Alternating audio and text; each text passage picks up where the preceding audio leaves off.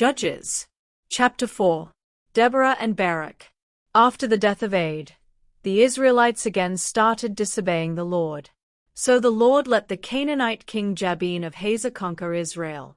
Sisera, the commander of Jabin's army, lived in Harosheth-Hagoyim. Jabin's army had 900 iron chariots, and for 20 years he made life miserable for the Israelites, until finally they begged the Lord for help. Deborah, the wife of Lapidoth, was a prophet and a leader of Israel during those days. She would sit under Deborah's palm tree between Ramah and Bethel in the hill country of Ephraim, where Israelites would come and ask her to settle their legal cases. One day, Barak the son of Abinoam was in Kadesh in Naphtali, and Deborah sent word for him to come and talk with her. When he arrived, she said, "I have a message for you from the Lord God of Israel. You are to get together an army of 10,000 men from the Naphtali and Zebulun tribes and lead them to Mount Tabor. The Lord will trick Sisera into coming out to fight you at the Kishon River. Sisera will be leading King Jabin's army as usual, and they will have their chariots, but the Lord has promised to help you defeat them. I'm not going unless you go." Barak told her. "All right, I'll go," she replied. "But I'm warning you that the Lord is going to let a woman defeat Sisera, and no one will honor you for winning the battle." Deborah and Barak left for Kadesh, where Barak called together the troops from Zebulun and Naphtali. 10,000 soldiers gathered there, and Barak led them out from Kadesh. Deborah went too.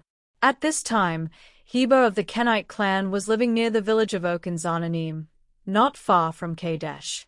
The Kenites were descendants of Hobab, the father-in-law of Moses, but Heber had moved and had set up his tents away from the rest of the clan. When Sisera learned that Barak had led an army to Mount Tabor, he called his troops together and got all 900 iron chariots ready. Then he led his army away from Harosheth-Hagoyim to the Kishon River. Deborah shouted, "Barak, it's time to attack Sisera, because today the Lord is going to help you defeat him. In fact, the Lord has already gone on ahead to fight for you."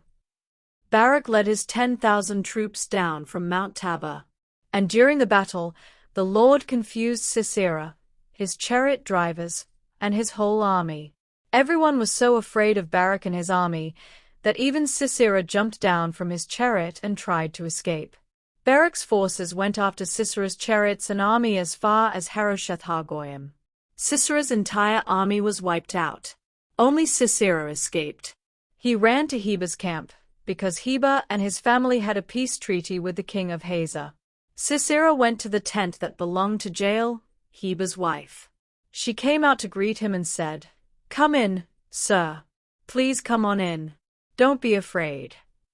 After they had gone inside, Sisera lay down, and Jael covered him with a blanket. "Could I have a little water?" he asked. "I'm thirsty."